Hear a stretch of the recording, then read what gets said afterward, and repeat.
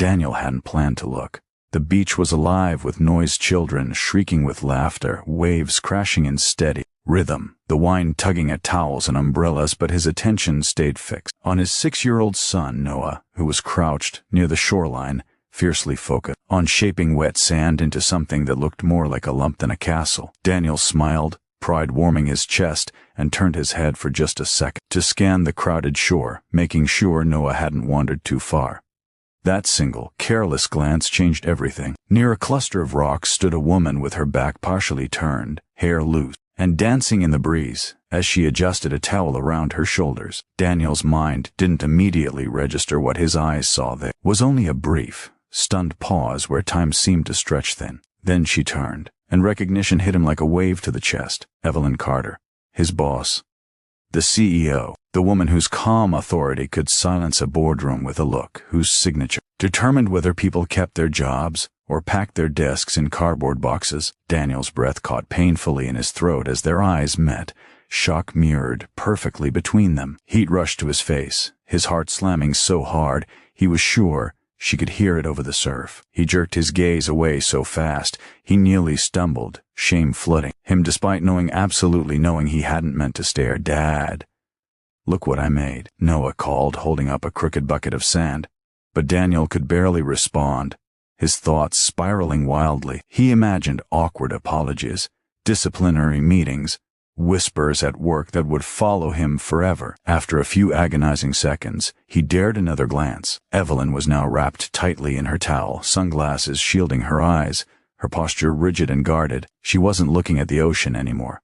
She was looking straight at him. The unspoken tension pressed down on Daniel's chest, heavier than the humid air, as he realized this wasn't just an embarrassing accident. It was a moment that couldn't be unseen, one that had quietly, irrevocably crossed a line neither of them had intended to approach. Monday morning arrived with a heaviness Daniel couldn't shake. The weekend had passed in restless fragments of sleep, each time his eyes closed replaying the same frozen moment on the beach. Evelyn turning, recognition flashing, the sharp sting of humiliation that followed. By the time he stepped into the office, his tie felt too tight, his palms damp despite the cool air conditioning. He kept his head down, moving through familiar hallways with the dread of someone walking toward an unavoidable sentence. When he entered the conference room for the weekly briefing, Evelyn was already there, seated at the head of the table, immaculate and composed, as though the beach had never existed. "Good morning, everyone," she said evenly, her gaze gliding over the team before landing on Daniel for the briefest fraction of a second. "Good morning, Miss Carter," he replied, forcing his voice steady, though his heart thudded painfully against his ribs. The meeting unfolded like a blur of charts, projections, and measured discussion, but Daniel absorbed none of it. Every shift in her posture, every pause in her speech felt charged with meaning, as if he were waiting for a verdict only he knew was coming. When the final slide disappeared and chairs scraped softly against the floor, relief flickered only to vanish when Evelyn spoke again. "Daniel, could you stay behind for a moment?" The room emptied, the door closing with a quiet finality that made his stomach drop. He stood there, hands clasped, every apology rehearsed yet tangled on his tongue. "I want to say I'm sorry," began, words tumbling out. "About the beach. It was an accident. I was with my son, and I never meant to." Evelyn lifted a hand gently, stopping him. Her expression wasn't angry. It was controlled, thoughtful, almost tired. "I know," she said softly, "and I believe you." The tension in Daniel's shoulders loosened slightly, though his chest still felt tight. She took a measured breath. "What happened was uncomfortable for both of us, but it doesn't change my respect for your work or who you are as a person." Her honesty surprised him, as did the vulnerability that briefly surfaced behind her professional calm. For the first time since the beach, Daniel realized she wasn't holding power over him in this moment.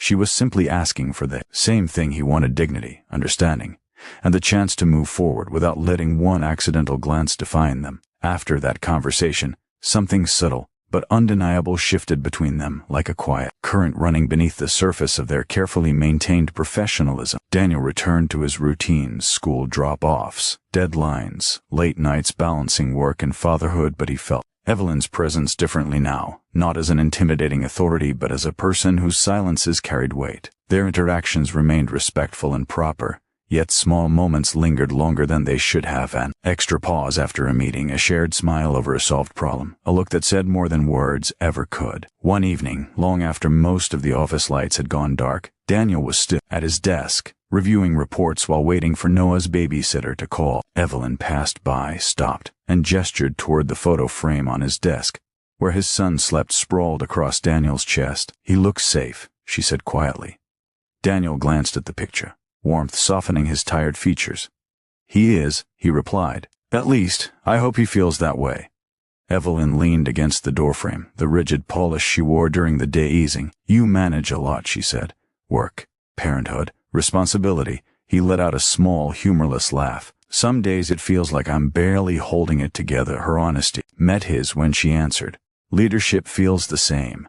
Everyone assumes you're strong because you have to be." The admission surprised him. It cracked open a door he hadn't known existed. They began talking not about numbers or strategy, but about exhaustion, expectations, and the quiet loneliness that followed them home at night. The conversations stayed safe, but they grew deeper, stitched together by mutual understanding rather than intent. Daniel noticed how Evelyn listened, truly listened, as if no one had ever given her the space to simply be human before. She noticed how he spoke of Noah with reverence, how every choice he made traced back to protecting that small, sleeping boy. One night, standing near the office windows as city lights flickered on below, Evelyn broke the silence. "I don't get seen very often," she said, her voice low. "Just managed, measured, judged." Daniel turned toward her, choosing his words carefully. "I see you," he said simply. She looked at him then, really looked at him, and the distance between boss and employee blurred into something fragile and dangerous. Nothing was said after that, but the air between them changed, heavy with awareness, as both understood that what was growing couldn't remain unacknowledged forever. Daniel knew he couldn't let things drift any further without clarity.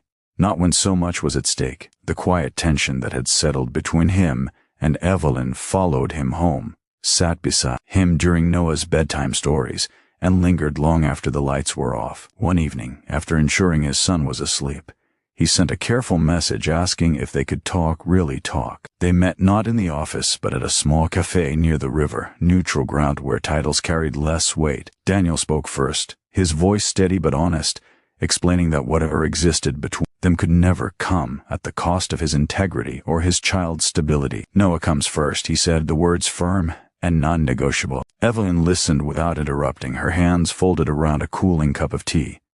When he finished, she nodded slowly. "That's exactly why I respect you," she replied. She admitted how isolating her role had become, how every connection felt filtered through power and expectation, and how seeing Daniel's unwavering devotion to his son had made her question the life she'd built. They agreed not to rush, not to hide, and not to cross lines that couldn't be uncrossed cleanly. Over the following weeks, Evelyn made a decision that surprised everyone but felt inevitable to her. She restructured her role, stepping back from daily oversight and create clear boundaries that removed Daniel from her direct line of authority. It wasn't a sacrifice she announced loudly, but one she made with quiet resolve. Life slowly reshaped itself around their choices. One afternoon, months later, they found themselves back at the same beach, sunlight soft and forgiving. Noah ran ahead, laughing freely, his joy uncomplicated and bright. Daniel watched him for a moment before turning to Evelyn, who stood beside him, barefoot in the sand, no longer guarded. "Funny how one moment can change everything," she said, her voice light but thoughtful. Daniel smiled, feeling the weight of the past lift.